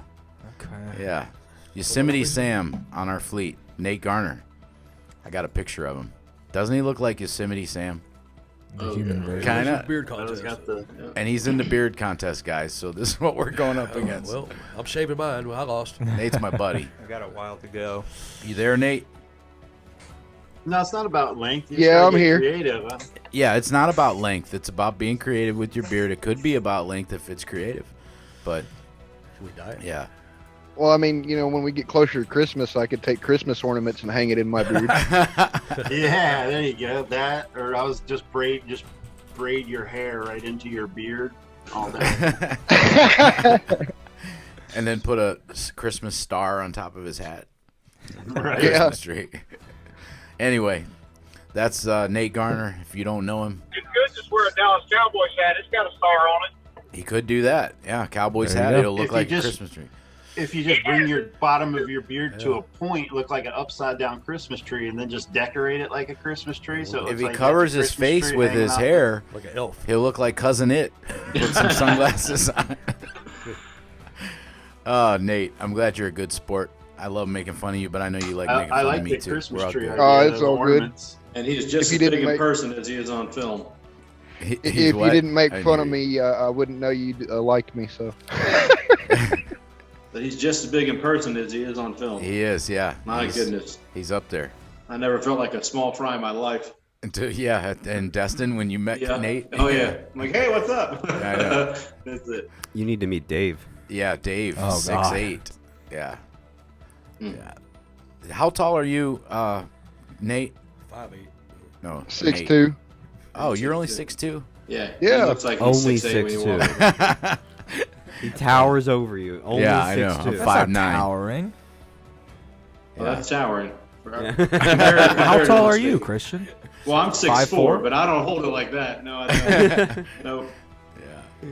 I'm the guy that looks big when he walks in the door, then he stands next to a guy like that. I'm like, I'll take a seat now. Thank you very much. All right, what's going on in the world of trucking news, Ian? Hold on, here we're having technical difficulties. I messed him up with that picture. Yeah, you did. Yeah, all right, here we Scared 'em go. off. Out in Colorado Springs, there was some Goodwill trailers that were all full that were waiting to, I guess, be unloaded at their distribution center, and they caught on fire. 12 of them did. Out of 26 that were sitting there, all the stuff is destroyed on it. Fortunately, the fire department was right down the road. Were able to see it as soon as they pulled out of their building. And Were these get to loaded? it. Yeah, they were all loaded, so they lost all that stuff. Who do you know? What was the facility or Goodwill. Goodwill? Yeah, it was okay. all donations. And it's all gone. Well, 12 out of the 26. I like the LED lights on that. Oh, yeah, that's pretty cool. That's nice. Out in the Pacific, there was a container ship headed towards British Columbia that had some containers catch on fire. They were, oh god, I'm not even gonna try and pronounce this. Potassium, something. Try it. Come on. Bring Let's hear it. Zibs. No, I can't even. Amy xanthylate? I don't know. There you go. I like That it. sounds right. Yeah, I think that's it. You nailed it. I should have just went for it. Had the confidence behind it. Amazon You wouldn't for it. even question me. But yeah, about 40 containers fell into the ocean. They were searching for them. Can we send Ray there in a floaty? Help the search party. Ray, you got the floaty? We lost him, I think. Oh man. No, I'm here. Oh. Yeah, I just got to get it registered. I think You just gotta get it my registration is out on it. I'll work on But it. a lot of people in Canada were worried though because have you guys ever heard of the Halifax explosion? No. It was about 100 years ago. Killed a whole bunch of people in Jim Mackey might have heard. in Yeah, I was 100 years Canada. ago. Right, Jim? When a Yeah, a okay. boat had caught fire in the Halifax harbor. I mean, I think it killed like 1,000 people, something like that. Oh no. Wow. Yeah, only. Sure what Titanic? And then we'll get into the port stuff. We'll start out here with the port of Los Angeles, as we always do. Man, I Long lost Beach. count. I mean, There's a lot. Yeah, Yeah. they're saying that there's. I think there was over 100 last week, and probably close to 100 this week. Well, I don't know where Lee sent me a message this morning when we were talking about sending them back to SoCal. He said 109 out there. Wow, definitely possible. But we also want to look at some other ports as well. Oh, actually, we'll stay on Los Angeles right quick. I had a couple things I wanted to point out. Mayor Garcia has waived an ordinance that prohibited stacking containers more than 2 high. They are now allowed to go up to 4, and sometimes with special permissions, they're allowed to do 5 high. So they're working on executive orders too. I heard, Ian, this morning. I was reading about it for more land to place stuff to help with this problem. Yeah, and that is definitely a huge problem in Los Angeles. There are carriers and port companies that have figured out that it is cheaper for them to take their freight and leave it in Los Angeles. They are leaving it on the streets, sometimes just dropping a container in a parking spot or several. Sometimes they leave them connected or they're still on the trailers or on the chassis still. But they have found it's cheaper to get parking tickets than it is to pay the storage fees. So they are just abandoning containers in the city. Well, you know, like street parking. Yeah. Real quick, while you're on California, Ian, the governor out there, you know his solution. Did you hear his solution to trying to move freight, get freight moved quicker? What's that? It wasn't opening up hours of service. No mention of getting shippers and receivers to unload and load quicker. None of that. It was let's lift the weight restrictions so that we can haul more. Oh man, weight yeah, they just don't understand how it works. You've heard that, right? No, like that's what he was talking about passing on certain lanes, certain areas. Lift hours of service. Let the guys run, through Christmas. Right, that would help. That would help. Hey Mike, Yeah. does that including us not being able to move our tandems back to the 40 foot mark? I don't know. It didn't say, but he said one of the things you can find it online. You can haul 90,000 pounds, but you still got to be within the 40 foot mark. Yeah, he's well, what I'm such an thinking idiot, is right? what they need to do is lift that stupid 55 limit, and it'll get there quicker. Well, there's a ton of things you can do besides load the trailer with more weight.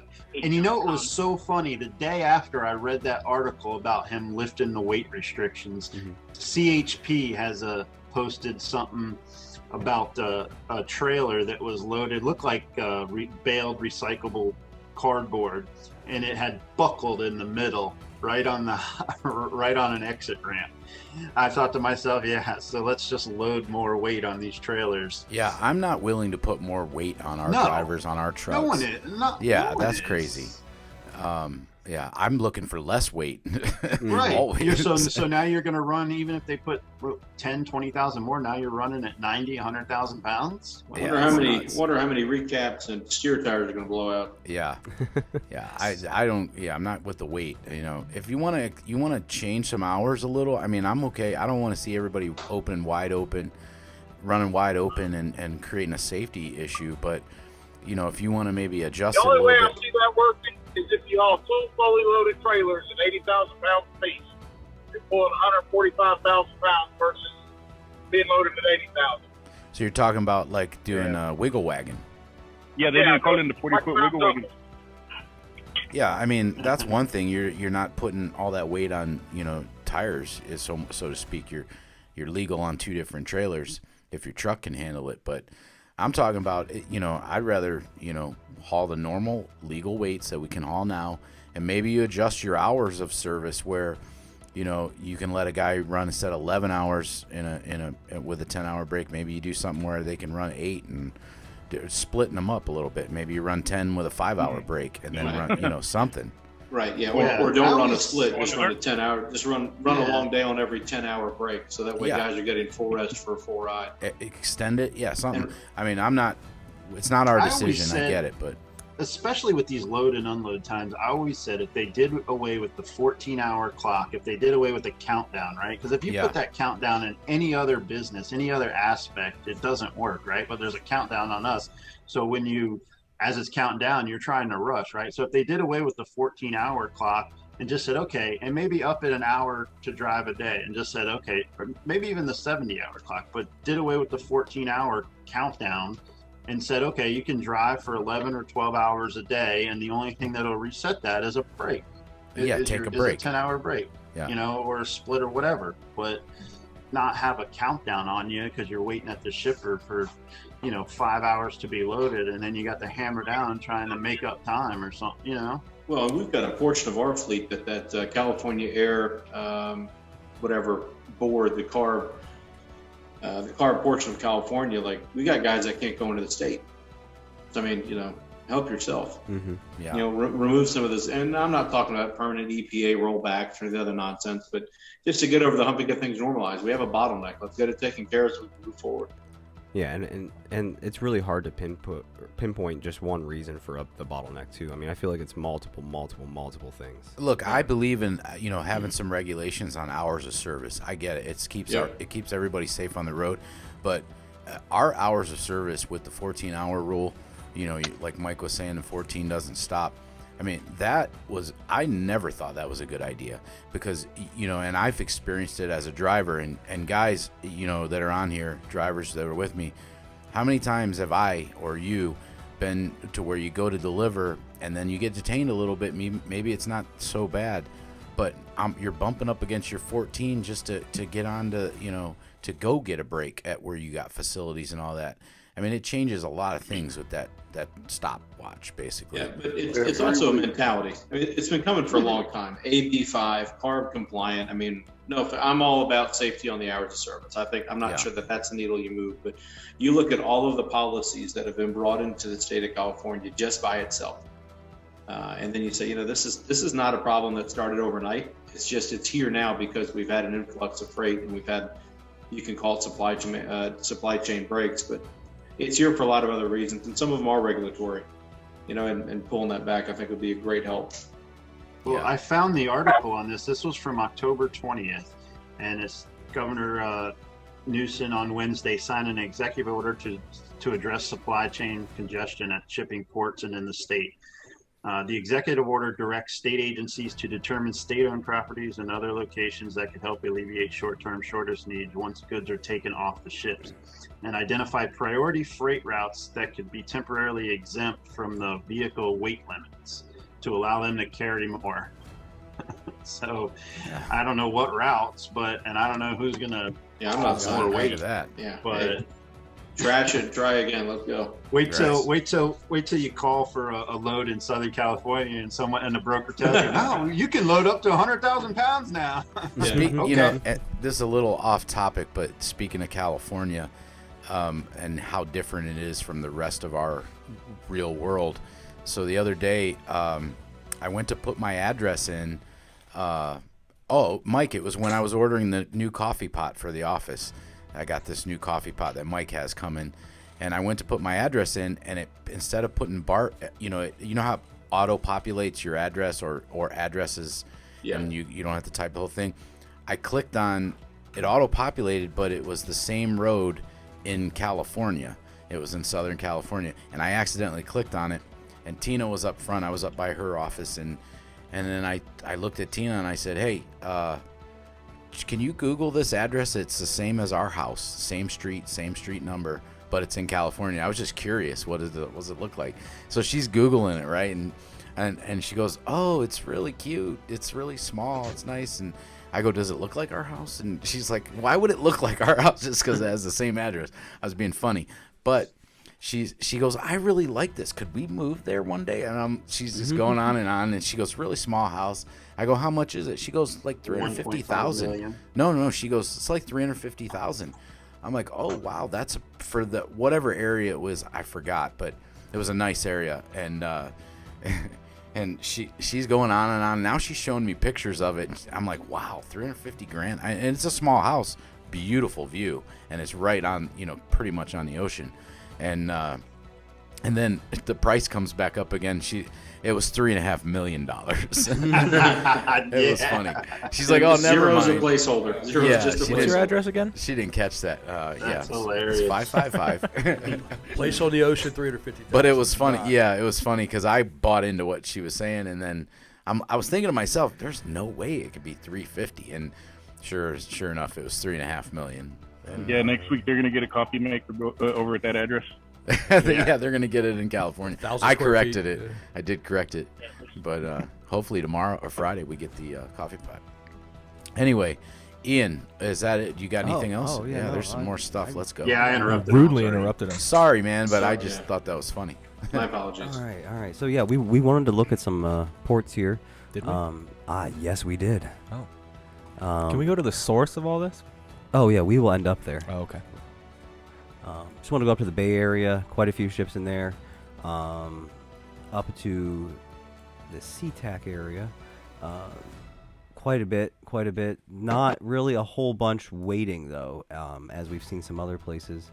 Up in Yeah, but that's busier than it was a couple weeks ago. Yeah. Yeah, definitely busy. And then we are also starting to see some of the ships that were diverted. Showing up in Savannah. Yeah, and Charleston. Savannah. I mean, last week I think it was like 4 or 5 ships that were waiting outside. That's Savannah. Yeah, look at all these now. What about Florida?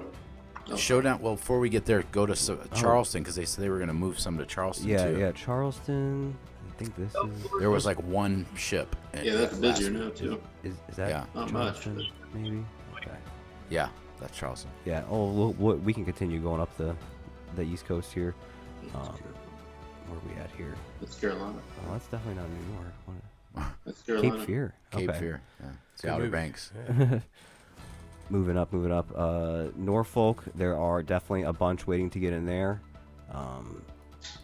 And then up to New York, I think there was oh no, there aren't any waiting. I think there was a bunch of fuel ships, but crude oil, but I don't have that turned on right now. And then of course up into oh man. So these are all these aren't like you showed the map last week with the oil tankers and stuff. New Orleans. New Orleans. You've thanks. excluded those on this, right? Yeah. I have that. This is just Container ships. Container ships. There is some bulk container or bulk cargo. Mhm. But yeah, mostly container ships. You can see the line just coming straight over Wow. That from the Panama source. Canal. I mean, this is Looks getting like ants. absolutely insane. I mean, and this is zoomed out. Yeah. You zoom into some of these. I mean, it just takes over. So your where are we entire at there? screen. That's China. Yeah. This is China. I think we're getting close to Lake Beijing Erie. up here, and then we can come down towards Hong Kong. I mean, it's just Turning green. insane. Yeah, And then China's I can good. go Well, and turn on some of these. Those things are going all over the There's world. tankers. Yeah. China supplies the whole world with crap. Right. I mean, it's Yeah, break absolutely your computer, turn all of them off. insane what's going Looks on. like a over there. Christmas tree. Looks like a really like a M&Ms. Van Gogh painting. It looks really pretty. Yeah. Is there All some these- kind of all rule these- as to all why these they orange can't ones move are these fishing. ships to other ports? What's that, Jesse? Is there some kind of rule as to why they can't move these ships to other ports? Well, no, they are starting to, but like they're starting to move some of the West Coast ships up, well, from SoCal up to the Seattle. Seattle had no lights on Ian's tracker there a month or so ago, and I mean maybe one here or there, and now it's loaded. They started moving the ships. That's what Ian was talking about from Savannah port. They've been moving down into the Charleston port just to relieve some congestion. You didn't show? Did you show Florida? Was there more? Oh no, we can go back to Florida. In Florida? I was going to say, I know Ron DeSantis said, hey, giving them incentive, come to Florida, come to the port here, because, our stuff is running pretty smooth, so come on, and we'll take some of these. So I was just wondering, I understand that California is the closest destination from China, Asia, wherever all these containers are coming from, but, I don't think they've diverted a lot to Florida though. He's about to show us. Yeah, there's only one out waiting to get in. Not many. Yeah, all the others. And I don't know why in that's. port. I don't know if that's maybe Probably it's just a long haul. Long haul location. well, You're they're- 600 they're- miles yeah, down, Or maybe they've seen all this Florida man news. And and they don't want to take their right. stuff there. But There's it's also a great very large governor, fees Ron going DeSantis, through the canal. gives them incentive to bring it, he say saying, hey, I'll give you an incentive to haul your goodies to my state. Yeah, what's he giving? $1.50. I don't Cents a know. mile. Extra money, bro. I guarantee it. Monetary. Yeah, I don't know. I wonder too the same thing, Christy. Why they don't move some of those the Southern California container ships around, even if even into the Gulf. I mean, is it too far to go around and into the Gulf? The Panama Canal. Yeah, you got to go through the canal. Panama. Oh, yeah, Canal. not all those ships can fit through there too. That's true. I didn't even Look at think all of the that. traffic. We could put a lazy river right at the top of Mexico. We could solve the problem tomorrow. Right? Just slip those suckers right there. A slip and slide right across Mexico Fred Flintstone. in the Baja. Can we load the ship on a truck? For Integrity Express, you can. Pull it across Mexico. Put it back in the water. Integrity Express. If you can fit it on a truck, we can haul it. I mean, all these little states have big ports. Come on. I don't know why. I mean, like I said, I understand why the Port of Los Angeles is the main place because it's the closest destination from where it's coming from. But come on. Well, Christy, I will say they were just mentioning that. So the West Coast traffic, I just mentioned it. Why can't we bring it into the Gulf? There's a big problem with that because you can't. You're landlocked on the West Coast. You have to go down below Mexico and come up through the Panama Canal. That's how you get into the Gulf from there. Well, and there's that's a not very only large fee to go through there too. They might be too big to get through too. there, and it's expensive, and that's a long journey. They should have started out on the other side of the globe coming around to get into. There is another issue too with a lot of those ports. They just aren't built to handle that capacity. Yeah. And not really that LA is too, but LA was the most built up. There's a lot of those ports on the East Coast that can't handle it. Yeah, they might not even take containers. They might just be all bulk delivery. Bulk goods. Something you'd load into a big hopper. Tankers. And then a lot of it's also fuel or tanker, crude oils coming over, and they just don't have the facilities that are built for that. I think up in Delaware they're building a new port too. Well, I got a genius idea. Why don't they pay some of these truck drivers, a little more on the mile, and we'll move to other states to store the containers out of Los Angeles. You go get the containers. Yep. They're We already got a lot of desert we can store them in. Yeah. Pull them, there's store them definitely in the a lot- yeah. desert. I see what you're saying. Yeah. And that's actually something else I wanted to get into is these empty containers. So carriers make about 66 cents per mile going from Shanghai to Los Angeles, but they only get 10 cents for the return trip. So they're bringing those containers back empty. No, they're not. Oh, they're not. They're not. They're going back loaded, and what is happening is there is a major shortage of containers going to China, and they're running out over there. And then we also have a buildup here of empty trailers just sitting at some of these ports. But now they are rejecting all empties. You cannot bring one into a port. You got to hang on to it yourself or find somewhere to put it. And that also plays into with them just being dumped randomly in the streets. Well, this is fascinating, Ian. And every time you bring this up, the map and everything, I think we all get into it because it's mind blowing. So thank you for that. Oh yeah. And then one more thing with the Port of Los Angeles. There was a satellite that took an overhead view. If I can find where we are. That's Catalina. Here we go. These are all those ships. All these little lines here are ships that are waiting, and this doesn't even include all the ones that are way out here just sitting. Yeah. These boats aren't moving. They're just drifting. Most of them. How many men are on these crews? 6. I think you said 6. Oh, I mean, no, they can be anywhere from like 3 to 50 on the massive How many ones. containers are on some of those? Not the super container ships. Oh man, it's hard to tell. I'd have to do some research for next show. Let us know next week. There's so much. I mean, they vary so much. Well, listen, Ian, thank you. I'm not done. Oh, you guys, my God. you guys took up my time. I'm taking up your time. Iowa 80 is hosting 2 flu shot clinics, so get in there so you don't get the flu. The Wendy's is having. You can't force me to get that. No, I can't. And then one more thing. Have you guys ever had some asshole that takes up all the lanes in traffic? Horn. What? You're cut This off. guy right He's here. done. This happened in Kumar got it. He's got the number. in Seattle on the. Try explaining that one, on though, safety. 90. I don't know what the exact cause of the crash was. Can you imagine being in that traffic? It's intermodal. Yeah, needless to say, no one's going to be on time. 4 lanes all I'm just sorry. stop sitting there. If you look to the far right of that screen, there's room. There's room.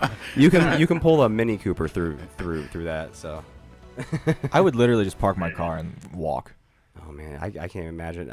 I think it was backed up for. I mean, this started early this morning, and I think they finally got it righted.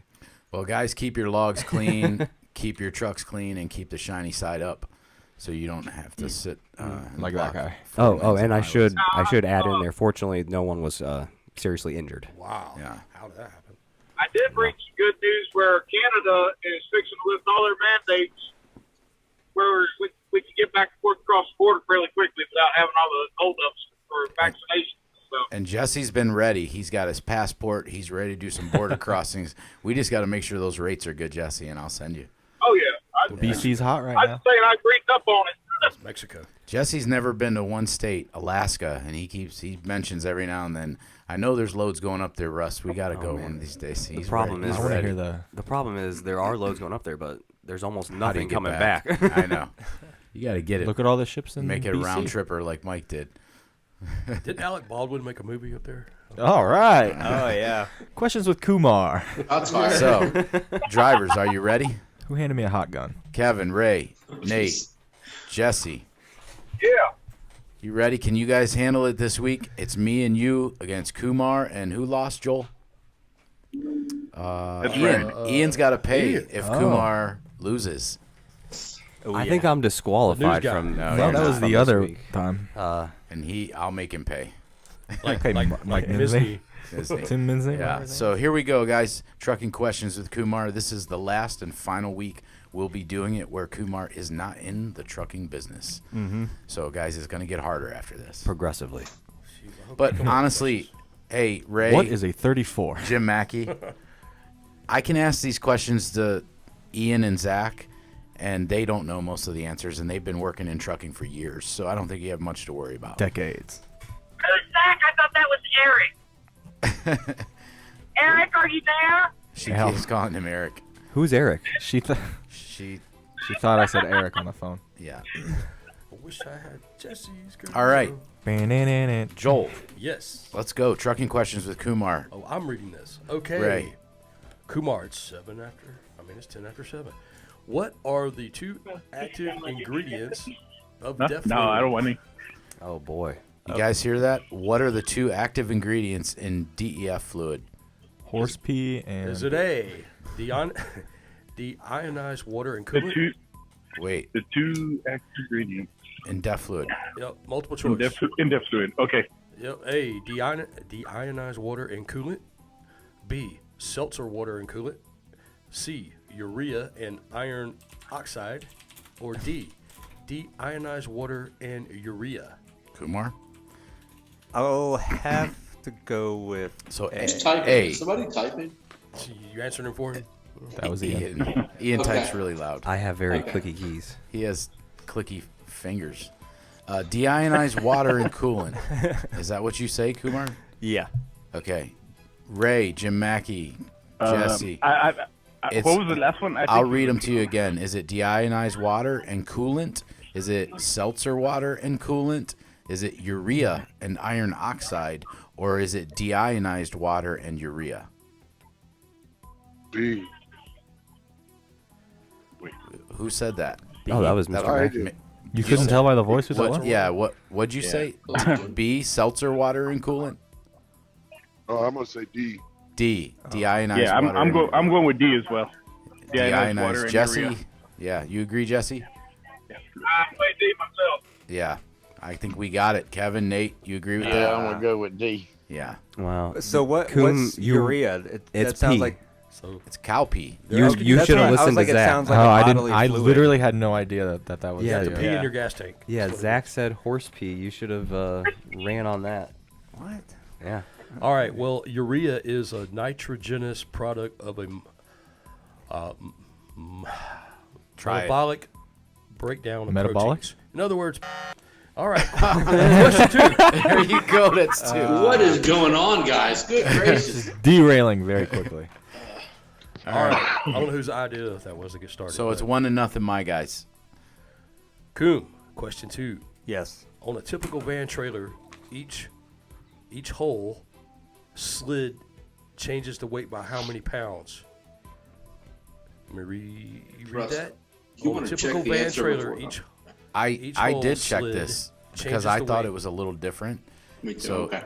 there's a difference. That's why I put 4-inch spacing. On the van. Because if it's 6-inch spacing, it goes up from the number It's that. usually refrigerated, Right. does that. Gotcha. So, did you hear the question, Kumar? Can you just repeat it one more time? All right. Question 2. On a typical van trailer, each hole slid changes the weight by how many pounds? A, 100 pounds.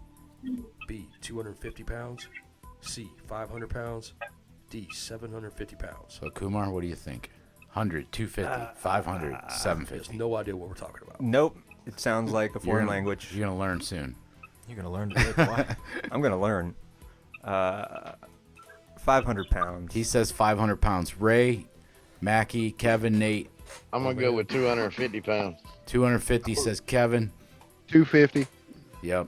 I was thinking 300, but 250 is broke. Okay, and so my guys got it. It's 2-0. But let's bring this up. Christian kind of just mentioned that. Would you check the answer? So I did. Joel wrote the question. I did check the answer today. On 4-inch spacing between the holes, it said 250 pounds. On 6-inch spacing, it said 400 pounds. I always use the rule of thumb, and it worked out really well for me. Typically 300 to 350 pounds when I moved my holes. That's my guess would have been 300. Right, and that's why That's what I said, 300. we didn't make that one of the answers because that's not what we found online with the 4-inch. But you know, there's no exact science to it because I could move my. It honestly depends on how it's loaded too. It does, and so I could. That's why I said it's not exact. I could move my holes 3 holes, and it changed it. 700 pounds, and I can move them 3 holes, and it changed it 1,000 pounds. I've seen that. So typically, I use a rule of thumb of 300. I always went 6 hole the first way. Mm-hmm. About that usually worked out, but Joel usually he still guessed doesn't know what I'm talking about. 43,000 pound load, and Joel just put it on a 6 and roll. They wouldn't even scale it. Nah, we don't need to scale it. Yeah, we're good. He's like, that's $10. I kind of agree with him. That's what I did today, and it turned out right on the money. Yeah, but you But waited. if you just, what I did is I always lined the back of my tires up with the back of the load, and it always worked out to where a lot of times I didn't have to move, or I just had to move it a notch or so, forward or backwards. Just lining the back of the tires up right with the back of the load. What I've done the same thing, Mike, just guessing in that. But if it was typically over 39,000, I didn't usually weigh it if it was 38,000. Anything over that, I'd weigh it. Just depending on how it was loaded and stuff, because you could be 38 to 40,000 pounds if it's stuffed up into the nose and you got a lot of feet between your back doors and the product, you could be over. So I'd look in the trailer first, and then you kind of get a guess. What were you saying, Jim? I always look at the trailer and see where my product ends. If it ends at the 48-foot mark, you're usually pretty good. If it goes to the 53, then you got to cut kind of a tough guess. But I use the scale on my tractor to get my drives fairly close, and then I know my trailer's right. Right. Yeah. Oh, okay. Hey, does anybody know what the size of the T680 wipers are for the Kenworth? That's next week. Kumar, do you know? All right, so check it out. Are they 22? 21. Oh, they said 21. Sure. Yes, he knows. There's another one, Kumar. Another air horn? You guys are Derailing terrible. this week. We didn't have air horns for a while. Now we got a bunch. All right, Kumar. Yes. Question 3, Joel. Question 3, Kumar. When and where was the first cat scale installed? Is it A, Bowling Green, Kentucky, 1981? Is it B, South Holland, Illinois, 1977? Is it C, Iowa City, Iowa, 1973? Or is it D, East Penn Island, Indiana, 1969? The Iowa one. What can I do for that? You said Iowa. No, You just said purchasing these things right here. Who is at the Walmart right now? Ray. Is somebody taking an order? Yeah. Let me get a No, Baconator. No, I met up with Michael. I'm buying him stuff for the truck. Oil, coolant, wipers. Oh, I thought That's I all heard. that. There you go. Number 3. All right, Bacon. I'm All throwing. right, you so in. Kumar, you said in Iowa. So when and where was the first cat scale installed? Bowling Green, Kentucky, 1981. South Holland, Illinois, 1977. Iowa City, Iowa, 1973. Cat scale. You ever seen one of those, Kumar? The TA in What was Kansas. the last choice? And the last one was East Penn Island. And no, it's not in Indiana. That is in Canada, Joel. I looked it up today. My bad. So what do you think, Kumar? You said Iowa. I'm Iowa. going to go with Iowa. Hey, Jim Mackey.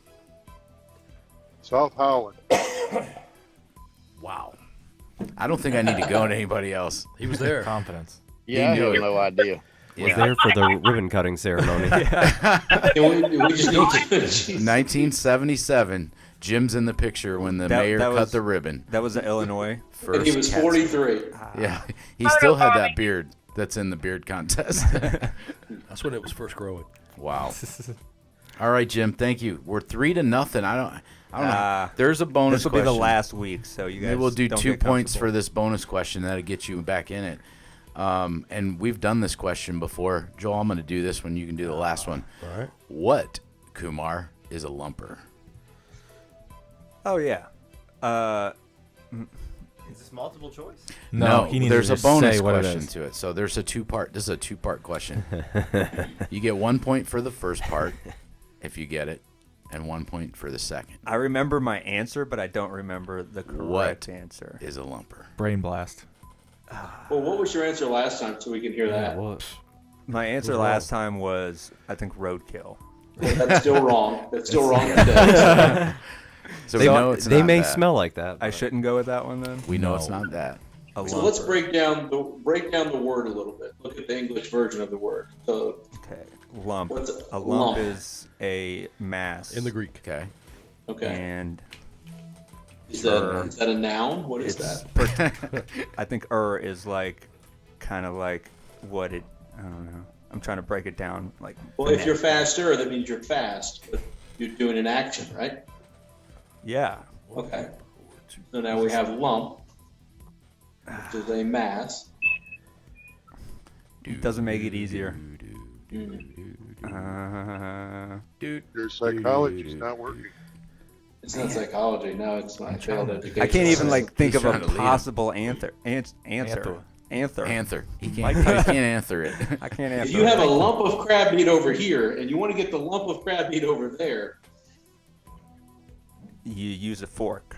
Okay. Forklift. I mean, Right, forklift. okay. You're on to something here. Forklift. What kind of Here we fork? go. What kind of fork would you use? A fork If you, lift. Okay. if you, a lumper would use what kind of fork? You're right. So what would a lumper do? That's correct. So we're on to something here. Move Sell food out of the road. freight from one truck to the other. I thought you were going to say move roadkill off the road. No, that's a shovel. Is what that Okay. is. Okay, we're going to move give it freight. to We're him. going to give it to you. All right, you finally got it after 29 episodes. Are we gonna tell him Thank the you real so answer, or much. are we gonna wait till he works here? I can't wait till he has his first dispatch and like need a lumper. He's like, that's not roadkill. That's So, and maybe we'll film that, Christian. That's great. So I know you guys know what a lumper is. You guys deal with them every day, drivers. But here's the bonus question for another point on this question. When Jim Mackey, I know you were around. When was the term lumper you first used in trucking? Give him the A, 1951. B, 1861. C, 2003. And D, 1785.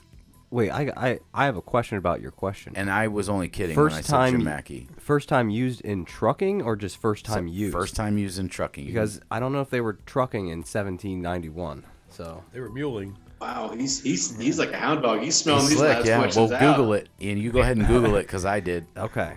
Joel wrote the question, and I kind of had my doubts too on the answer. And yeah, I feel like the right answer would have to be 1950. What, you said 1951? Yeah, that's it. Wrong. Trucks in? Wrong. Think older. Older. Ray, Jim Mackey, Kevin, Think Nate. horse. You guys got any idea?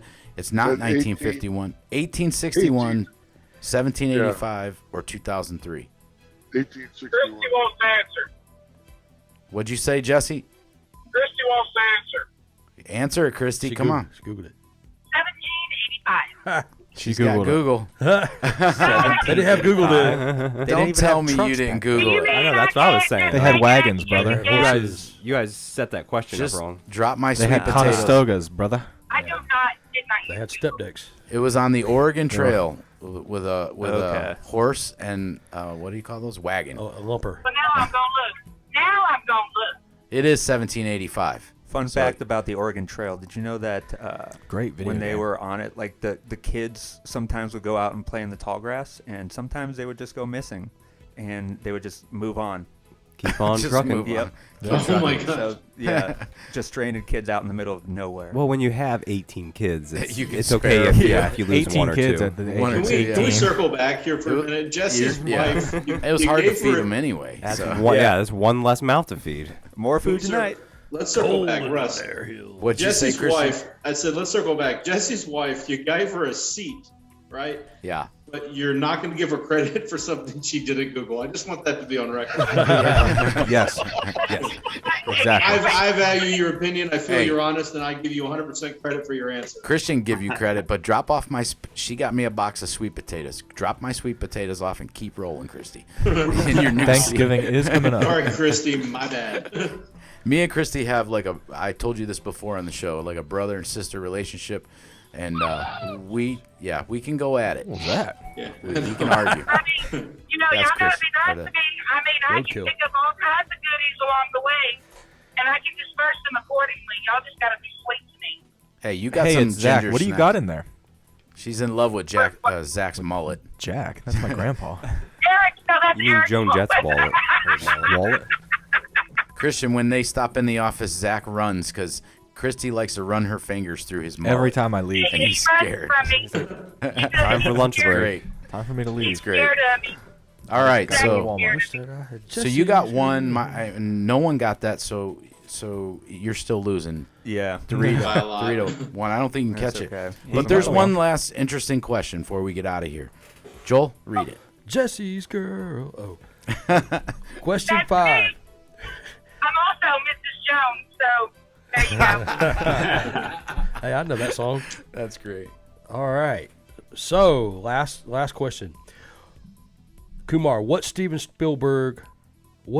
Spielberg's first feature film in 1973 that pits a menacing, unseen truck driver in a 1960 Peterbilt 281 tanker against a red 1970 Plymouth through the California desert? What is the name of this movie?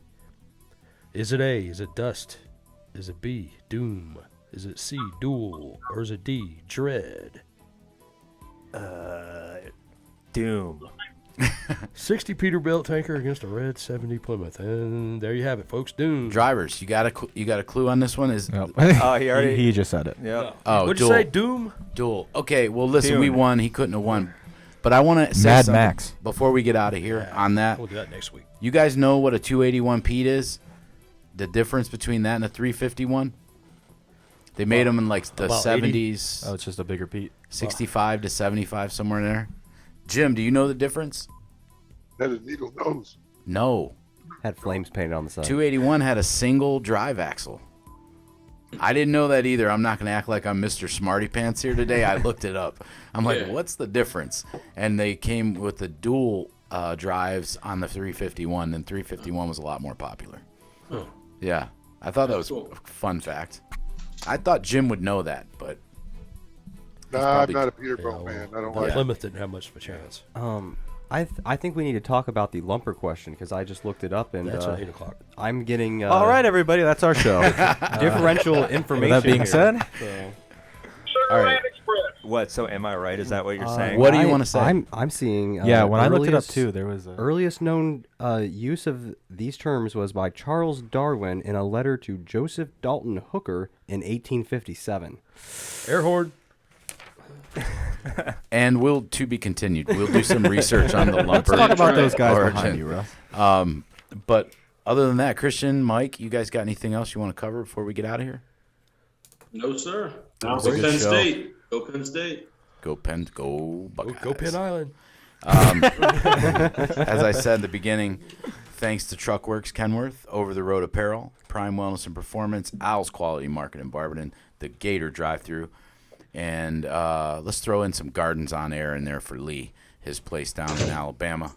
Let's go. Other than that, go Browns, go Indians, go Guardians. Nope. Well, hang on. They are in the middle of a lawsuit. They might have to change the name again. Oh, I like the Spiders. Anyway, go Browns. Go Cleveland roller derby After team they see that tomahawk shot, they'll want their name back. Go Browns. Go Cavaliers, and go Cleveland. Go Cleveland baseball team.